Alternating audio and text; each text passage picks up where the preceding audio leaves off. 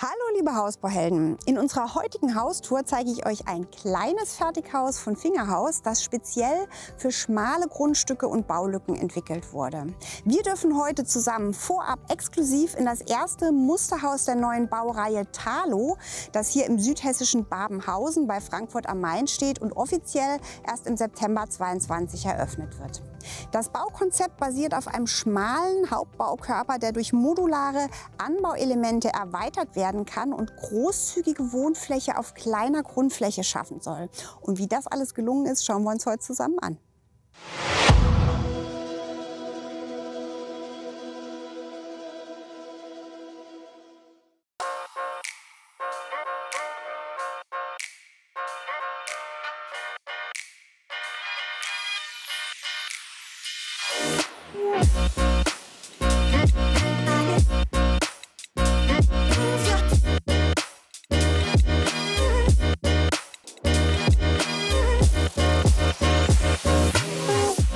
Bauland ist ja gerade ein knappes und sehr teures Gut und deshalb haben wir jetzt für euch mal ein Konzepthaus, das speziell auf Restgrundstücke, schmale Grundstücke, Lückengrundstücke oder Grundstücke, die vielleicht geteilt worden sind, passt. Das Grundstück, auf dem dieses Haus steht, ist etwa 454 Quadratmeter groß, für euch mal so zur Orientierung. Und dieses Hauskonzept basiert auf einem schmalen Hauptbaukörper mit hohem Kniestock. Das ist ganz wichtig. Wir haben hier wirklich eine Giebelseite, die nur 6,50 Meter breit ist. Das Haus ist dann 12,50 Meter lang. Und hier hinter mir sieht man schon, da gibt es jetzt so ein Erweiterungsmodul Wohnraum. Das sind nochmal 4,95 Meter mal 3 Meter, die das rausspringt. Das heißt, auf der Rückseite ist das Haus dann 9,50 Meter breit.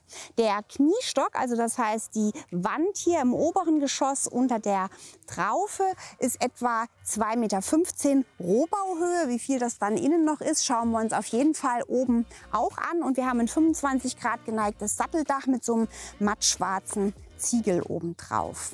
Hier hinter mir diese Fassade, das ist natürlich so ein Schmuckelement. Das ist eine Fichtefassade, die in so einem Sandgrauton gestrichen ist, die das Ganze noch mal so ein bisschen gliedert und abhebt. Da drauf ist ein begrüntes Flachdach. Auf dem Dach haben wir jetzt im Moment hier keine Photovoltaikanlage. Ihr wisst ja, die Förderung ist leider weggefallen, aber natürlich ist das nach wie vor möglich, denn diese Hersteller bieten ja Konzepte an, wo sich auch die Haustechnik und die Photovoltaik und die Eigenstromnutzung sehr gut integrieren lässt. Der Hersteller hat übrigens hier in diesem Gelände mehrere Grundstücke, vermarktet also dieses Haus auch in verschiedenen Varianten mit Grundstück. Das heißt, es gibt hier Größen zwischen 126 und 160 Quadratmetern Wohnfläche und so wie es hier steht, hat es jetzt etwa 137 Quadratmeter. Das Hauskonzept gibt es natürlich auch mit unterschiedlichen Kniestockhöhen, denn das entscheidet ja darüber, wie viel nutzbare Wohnfläche ihr im Obergeschoss habt. Hier sind es jetzt wie gesagt 2,15 Meter. Daraus ergibt sich jetzt eine Höhenabwicklung hier außen, eine Traufhöhe von 5,38 Meter und eine Firsthöhe von 7,20 Meter. Denn auch sowas kann ja festgelegt sein und ihr müsst auch immer gucken, wenn ihr ein schmales Grundstück habt, wo ist euer Baufenster, wie viel könnt ihr das Haus überhaupt verschieben und wo könnt ihr diese Anbauelemente platzieren. Für solche Anbauelemente oder untergeordnete Bauteile kann es auch manchmal andere Abstandsregeln geben. In der Regel müsst ihr ja 3 Meter zur Grenze Abstand halten, aber da darf man das dann auch mal unterschreiten. Nur das müsst ihr eben vorher abklären.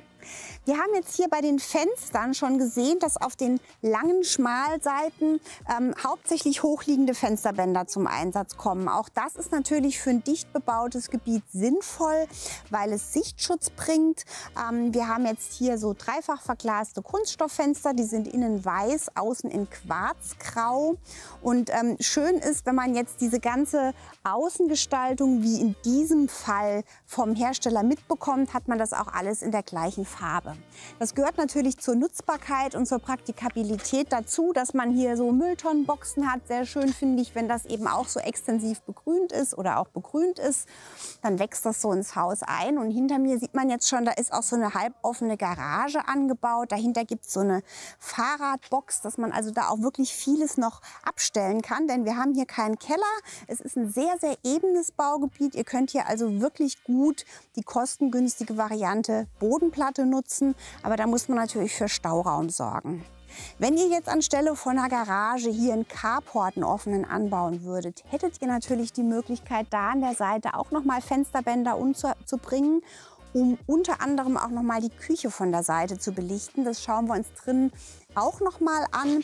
Ein praktisches Detail, auf das ich euch noch hinweisen möchte, ist hier dieses Vordach. Das ist ja meistens standardmäßig auch nicht drin, würde ich euch aber empfehlen, das vom Haushersteller schon mitliefern zu lassen oder auf jeden Fall in der Planung schon vorzudenken, was ihr da befestigen wollt, damit ihr hinterher keine Probleme bekommt. Und so ein Übergang, so ein trockener, ist einfach extrem praktisch. Und wie praktisch das jetzt innen weitergeht mit der Diele, schauen wir uns jetzt mal an.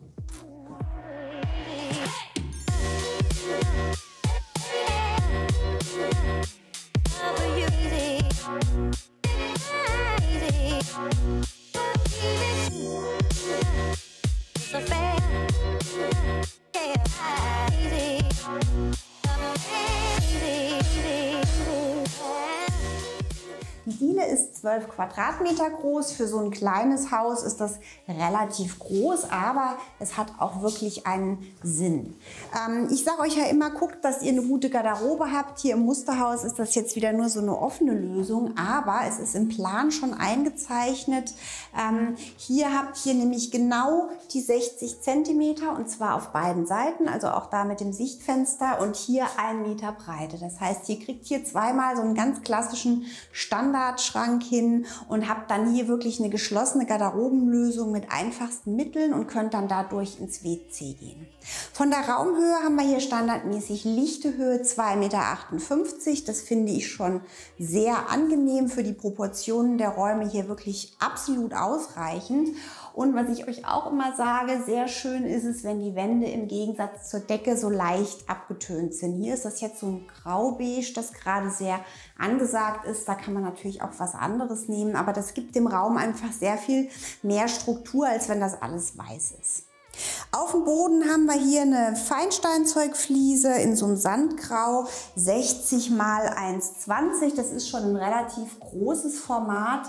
Macht Sinn, weil es hier im ganzen Erdgeschoss durchgehend verlegt ist. Dann hat man einfach die Großzügigkeit. Die große Fliese kann hier auch wirken. Und so eine Kleinigkeit, auf die ich euch immer gerne aufmerksam mache. Man hat hier im ganzen Haus wieder darauf geachtet, dass hier ein ordentliches Fugenbild vorherrscht, dass also beispielsweise diese geflieste Fußleiste dann auch durchlaufende Fugen überall hat. Und das sind so Kleinigkeiten, die aber einfach irgendwie ganz wichtig sind. Bevor wir jetzt in den großen Wohn-Ess-Kochbereich gehen, schauen wir gerade einmal hier kurz rein, weil wir schon davon gesprochen haben. Das ist jetzt mit 3 Quadratmetern tatsächlich nur ein Gäste-WC. Hier die hohe Brüstung von etwa 1,25 Meter, die wir hier im Erdgeschoss überall haben, wo keine bodentiefen Elemente sind. Sichtschutztechnisch natürlich absolut sinnvoll. Eine kleine, nette Idee hier, diese Rückwand so mit so einem silbergrauen in Verblenderoptik, so einer Riemchengeschichte zu verkleiden. Das gibt so ein bisschen einen Industrial-Style. Und ich kann euch nur empfehlen, es gibt hier unten ein Gästezimmer. Wenn man jetzt die Wand da ein bisschen rüber versetzt, hätte man hier auch noch Platz für eine Dusche. Das wäre absolut sinnvoll, weil es oben nur ein Bad gibt. Es gibt dieses Haus auch mit einem Grundriss, wo der Zugang von der Giebelseite ist. Dann ist es allerdings etwas breiter. Wir haben ja hier wirklich nur 6,50 Meter. Dann macht es durchaus Sinn, hier von der Seite reinzukommen. Und es gibt natürlich auch Varianten, wo unten im Erdgeschoss noch eine Dusche ist. Hier hinter ist der Technikraum oder Hauswirtschaftsraum. Da gucken wir nachher auch kurz rein. Da wäre es ja auch überhaupt kein Problem, so ein bisschen Raum noch abzuzwacken für die Dusche. Insofern alles gar kein Thema. Aber jetzt schauen wir hier erstmal weiter.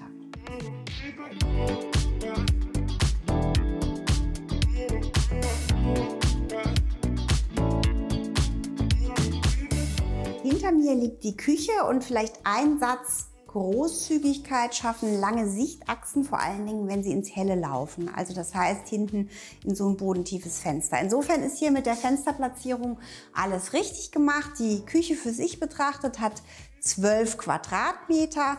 Wie gesagt, die Möblierung wird bei diesem Hersteller nicht jetzt irgendwie mitbemustert oder so. Trotzdem können wir hier ja mal ganz kurz drauf gucken. Also wir haben jetzt hier einen Kochtresen, der irgendwie 2,80 x 1,10 ist. Da ist also schon relativ viel Platz, auch arbeitsflächentechnisch. Hier hinten ist jetzt diese Rückwand, wo ich euch von außen gesagt habe, würde sich natürlich auch anbieten, hier ein Fensterband drin zu haben. Dann hätte man hier nochmal Licht von der Seite. Andererseits, so kann man eben sagen, man hat hier eine Rückwand, wo man nochmal so Schienensysteme machen kann, wo man was dranhängt, nochmal Stauraum hat also alles Vor- und Nachteile. Diese quergestellte Kochzeile hat natürlich den Vorteil, dass man jetzt hier beim Kochen rausguckt. Andererseits ist immer so die Frage, was macht man mit dem Raum dahinter? So richtig praktisch ist es nicht, aber das könnt ihr ja auch selber einteilen, wie ihr es wollt. Was praktisch ist und was ich auch immer wieder gerne zeige, ist diese Steckdosenlösung hier, Push to Open, wo man übrigens auch gleich hier die Ladebuchse nebendran hat. Das ist auch ganz praktisch, weil einem da eben auch nichts reinläuft, wenn die offen sind, falls mal die Nudeln überkochen. Hier unten drunter ist jetzt eine Schublade nicht zu benutzen. Das sage ich euch ja auch immer, wenn ihr so ein Kochfeld mit dem Abzug nach unten habt, ist hier unten drunter die Technik. Die nächsten Schubladen sind dann aber auch schon wieder aufzumachen. Praktisch ist, wenn man rechts und links vom Herd so kleine Möglichkeiten hat, um Gewürze, Ölflaschen und so weiter unterzubringen. Und praktisch ist auch hier wirklich mal die Spülmaschine in Bedienhöhe. Die sitzt jetzt vom Rohfußboden etwa 50 cm erhöht. Das ist wirklich eine sehr, sehr angenehme Höhe. Da kann man ein- und ausräumen, ohne sich zu bücken. Also sehr rückenfreundlich. Und auch der Backofen ist hier in Bedienhöhe. Den wiederum sehe ich oft zu hoch eingebaut in Küchen. Das ist jetzt hier auch nicht der Fall. Denn wenn ihr da was rauszieht, wollt ihr ja von oben drauf gucken. Der könnte zwar etwas größer sein, hat jetzt aber hier eine Höhe vom Boden von etwa 75 cm, was ich auch ganz praktisch finde.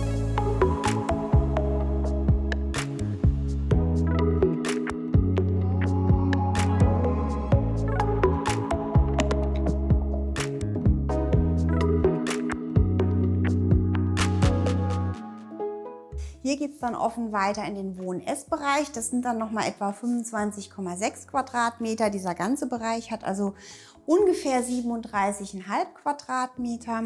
Und was man jetzt hier sieht, ist so ein LED-Band im Boden. Das ist jetzt hier im Musterhaus mal so ein Gag, dass man sieht, wo die Wand laufen würde, wenn jetzt dieses Anbauelement nicht dran wäre. Ihr erinnert euch draußen, es springt 3 Meter raus, ist Außenmaß etwa 4,95 Meter breit. Und das schafft natürlich hier den Platz für den Wohnraum. Im Alltag würde man sich wahrscheinlich so eine LED-Leiste nicht in den Boden machen. Das blendet nämlich total. Also auch wenn man jetzt zum Beispiel zum Fernseher schaut. Aber hier ist es natürlich super, um zu sehen, wie das aussehen würde ohne das Anbauelement. Hier ist die Wand jetzt ein bisschen dunkler in so einem ganz hellen Oliv- oder Lavendelgrün abgetönt, was jetzt hier auch wirklich nochmal Wohnlichkeit reinbringt. Und wir sehen schon, es gibt jetzt hier im Wohnbereich bewusst nur so hochliegende Fenster. Da ist wieder diese Brüstungshöhe von etwa lichte Höhe 1,25 Meter. Und das ist natürlich auch hier total sinnvoll, denn es bringt relativ viel Licht rein, so ein breites Fenster. Und es ist eben für die Möblierung ganz günstig. Ich kann hier Sofas drunter stellen, die Nachbarn gucken mir nicht rein. Es gibt ein geborgenes Gefühl und durch diese Anordnung über Eck kommt da relativ viel Licht rein. Ein Konzept, das wir hier öfter sehen, ist diese langen Fensterbänder. Ist ja mal die Frage, was kann man da aufmachen? Der Flügel wird ja viel zu lang. Deshalb sind die hier immer so ungleichmäßig geteilt. Es gibt einmal die Möglichkeit, dass man so einen kleinen Öffnungsflügel hat und daneben eine Festverglasung. Oder diese Fenster, die man eben nur kippen kann, die kann man dann auch zum Putzen ganz runterkippen. Das sehen wir auch noch mal im Obergeschoss. Da ist es natürlich auf jeden Fall praktisch, weil man dann auch außen dran kommt, um sie sauber zu machen. Hier noch ein Wort zu diesen Fenstertüren. Das sind jetzt ganz klassische Standard-Drehkippbeschläge. Die Breite ist hier von so einem Flügel etwa 98 cm, lichte Höhe von dieser Öffnung 2,10 Meter, also alles Standard. Und was man jetzt hier vielleicht mal noch sehen kann, man hat sich bemüht, jetzt hier trotzdem so eine flache Austrittsschwelle hinzukriegen.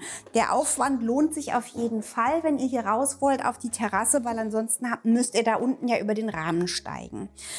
Jetzt ist hier der Anschluss gemacht mit so einer Holzterrasse. Das ist natürlich sehr sinnvoll. Dann kann man nämlich diesen Terrassenboden auch relativ hoch setzen. Die wasserführende Schicht läuft tiefer.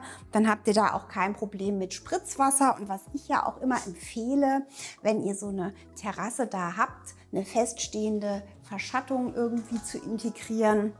Wobei jetzt hier die Glasflächen ja nicht so groß sind, dass man da ein Riesenproblem mit einem Hitzeeintrag hat.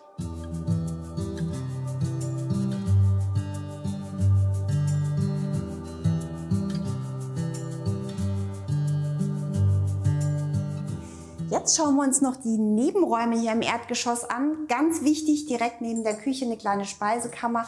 In so einem schmalen Haus bitte keine offene Treppe, sondern folgerichtig eine geschlossene Treppe. Das ist hier eine 2x viertelgewendelte Treppe. Darunter sind fast nochmal 4 Quadratmeter Bodenfläche, wo alles drin verschwinden kann. Getränkekisten, Staubsauger, Putzzeug. Super praktisch. Und wenn die Tür jetzt noch ein Stück weiter hier links platziert wäre, hätte man da auch noch Platz, um ein kleines, schmales Regal reinzustellen für Nudeln, Reis und sonstige Vorräte.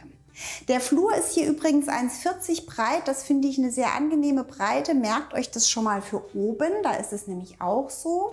Und jetzt schauen wir noch mal kurz hier links in das kleine Büro. Das ist ja Homeoffice ein großes Thema geworden während der Corona-Zeit. Das hat jetzt hier 9,5 Quadratmeter, ist nicht riesengroß, dürfte aber ganz gut nutzbar sein. Also man kriegt hier sicher auch noch ein Gästesofa unter. Dann ist es natürlich folgerichtig, hier so eine hohe Brüstung zu planen, weil das die Möblierbarkeit viel flexibler macht, als wenn man ein bodentiefes Element hat.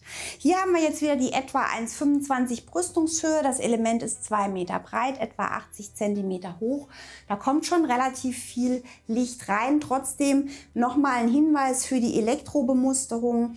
Wenn ihr jetzt standardmäßig ein Lichtauslass in der Mitte des Raums in der Decke habt, kriegt ihr natürlich hier keine unterschiedlichen Lichtstimmungen. Es gibt zwar hier 9 Steckdosen, habe ich gezählt, also in einem Büro absolut wichtig, genug Steckdosen zu haben. Da kann man auch Licht natürlich einstecken, aber ich würde euch einfach empfehlen, da nochmal drüber nachzudenken, gerade wenn ihr das als Arbeitszimmer und Gästezimmer nutzen wollt, dass ihr vielleicht noch ein paar Lichtauslässe platziert.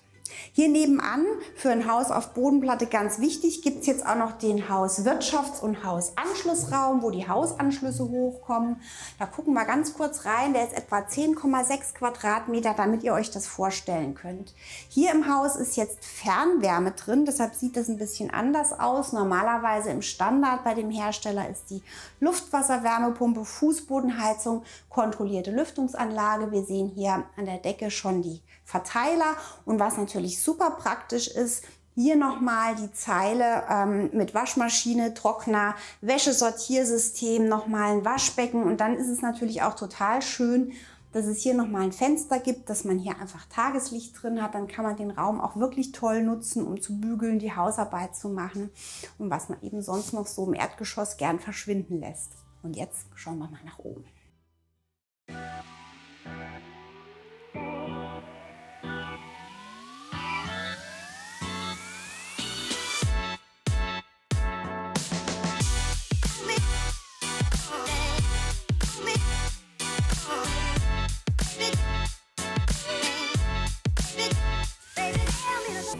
Die Lage und Form der Treppe sind ja ganz entscheidend für den Grundriss und hier ist es wirklich geschickt gemacht. Wir haben jetzt hier diese 2x viertelgewendelte Treppe, das heißt Ein- und Austritt der Treppe gehen eben hier auf den Flur hin. Sehr schön finde ich die indirekte Beleuchtung im Handlauf. Das ist gerade, wenn es abends dunkel ist, eine schöne Dämmerungsbeleuchtung und es ist natürlich hier total hell durch dieses hochliegende Fensterband.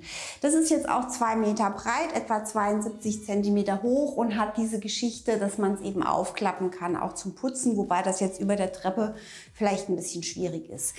Die Treppe an sich ist Buche keilgezinkt, auch in so einem Quarzgrau behandelt und ihr seht da drauf von der Struktur so ein Querschliff, das sieht so ein bisschen aus wie eine Hobelstruktur, ist sehr hübsch und modern von der Optik, aber auch nicht im Standard.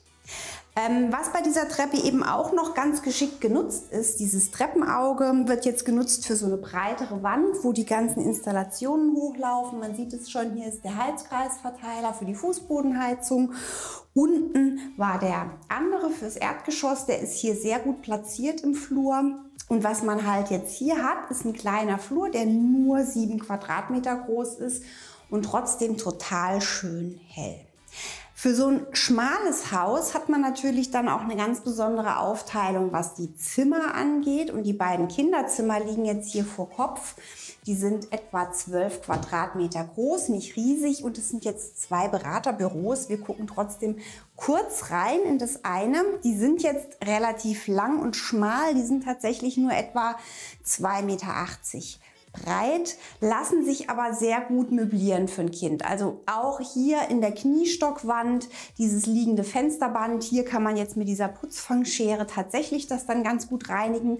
Und auf der anderen Seite, zur Giebelseite ins Grüne, eben wieder das bodentiefe Element, was wir unten auch gesehen haben. Diese Breite von 89, 98 Zentimeter waren es, glaube ich, die 2 Meter Höhe. Da kommt sehr viel Licht rein.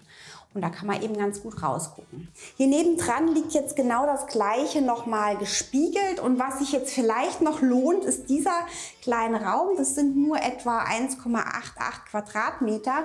Aber das ist wirklich auf dem Bodenplattenhaus eine ganz wertvolle Sache, da einfach nochmal so einen kleinen Stauraum zu haben, wo man alles reinschmeißen und die Tür zumachen kann. Und dann ist es weg. Und jetzt schauen wir mal noch in den Elternbereich.